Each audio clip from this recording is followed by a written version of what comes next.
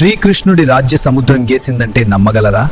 ద్వారక నాశనం వెనక అసలు కారణం ఏమిటో తెలుసా? ద్వారక శ్రీకృష్ణుడు నిర్మించిన అపూర్వ స్వర్ణ నగరం.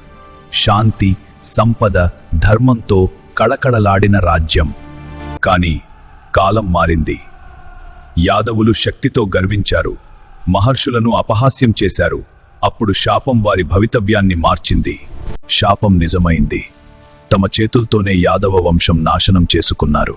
శక్తి ఉన్నా ఐక్యత లేకపోతే అంతమే.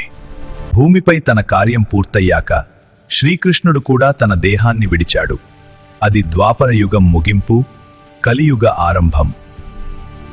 శ్రీకృష్ణుడు వెళ్లిన వెంటనే సముద్రం ముందుకు వచ్చి మహాద్వారకను మింగేసింది. అది శాపమా, విధియా, లేక దైవలీలా? గర్వం ఎంత గొప్ప రాజ్యాన్నైనా కూల్చేస్తుంది. ధర్మం లేకపోతే శక్తికి విలువ లేదు. ద్వారక మనకిచ్చిన శాశ్వత పాఠం ఇదే.